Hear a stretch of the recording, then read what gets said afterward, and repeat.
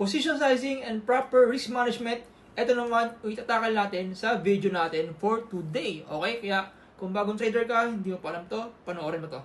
Kasi di ba palagi natin naririnig dito sa online, internet, YouTube, Facebook na ang risk lang dapat daw per trade is 1% or lower ng capital mo. So kung meron kang $100 sa trading capital, dapat ang risk mo lang per trade is $1 lang or less. But maraming nagkakamali dito. Akala nila yung $1 risk per trade or 1% risk per trade is yun yung margin nila, which is mali. Okay? So in this video, ipapakita natin kung ano talaga, saan mo makikita yung risk mo per trade and kung paano mo to makakalibrate using proper position sizing para makuha mo yung tamang value at risk mo. So in this scenario, for example, sa account ko na to, meron ako $500 balance, pero sabihin natin 100 lang yan. Tapos ang risk lang natin per trade is $1 kasi 1% lang ng capital yung gusto nating ipatalo per trade. Okay? So ito, Aster to. And try natin na sundin yung tawag dito, yung signal kanina na preta na nilapag. So, ang stop loss daw noon is 0.8 and ang TP is 0.66 around that area. So, dito na tayo magkakatalo sa quantity or position size. Kasi, yung iba, kunwari ganito naman 100 to.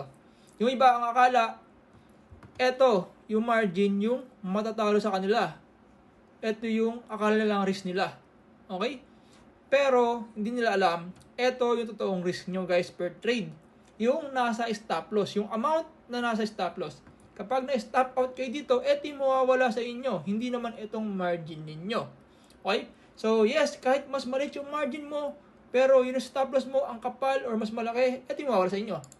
So, sabihin natin, in-adjust natin stop loss natin, 0.9. So, ayan, nakita nyo? Margin natin is 1.13, pero ang mawawala sa atin is negative $14 kapag na-hit yung stop loss natin. Tapos yung reward natin, $16 lang. Worth it ba yun? Hindi. Ang pangit ng RR. Halos 1:1 lang. Diba? So, at least, go 1:2, 1:3, pwede na yun. Okay? So, dun, eto talaga yung risk nyo per trade. Okay? Kung ano yung amount na nasa stop loss ninyo, pag sinet nyo to, yan yung risk nyo per trade. Hindi itong margin. Maging malinaw sa inyo yan guys ha. Dito ang dami nagkakamali kaya nauubos yung laman account nila kahit nananalo naman sila kasi wala silang proper position sizing. So, kunwari, 300 tong position size natin. Ito yung naging initial position size nyo.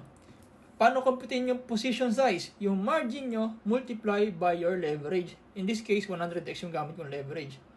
Para paliitin yung stop loss nyo, bring natin 0.8, and makita nyo, negative $4, 4.6. Para paliitin natin yan, wala kayong babaguhin sa stop loss, wala kayong babaguhin sa TP, ang babaguhin nyo is itong quantity, or yung position size ninyo. And then 80,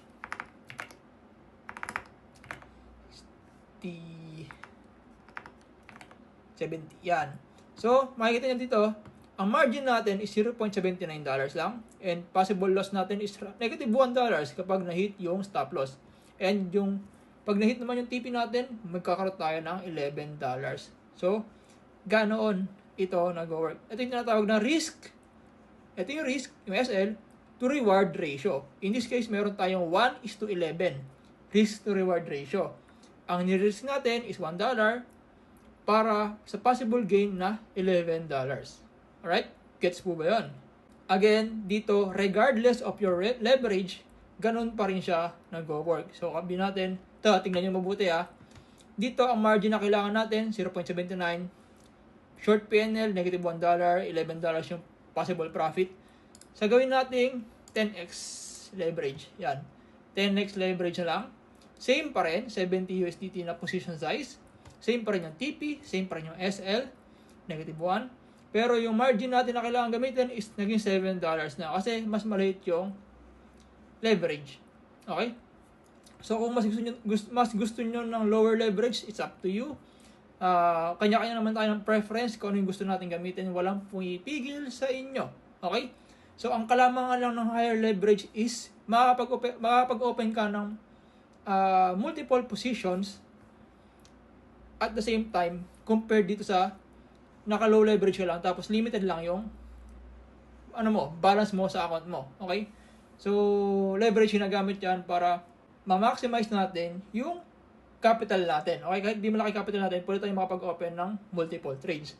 And be cautious lang din sa liquidation price. Ayan, dito nyo makikita yung possible liquidation price nung positions ninyo, ng mga trade nyo. So, make sure lang na laging mas mauuna yung stop loss nyo compared sa liquidation price ninyo. Okay? So, makikita nyo yan dyan. So, yun lang mga boss. Ganun lang siya kasimple. And sana may natutunan kayo. And kung meron pa kayo ibang katanungan, comment nyo lang and subukan natin yan gawan ng content. Okay? This 2026, gagawa tayo ng sandamakmak na content para makatulong sa mga newbie na katulad ninyo.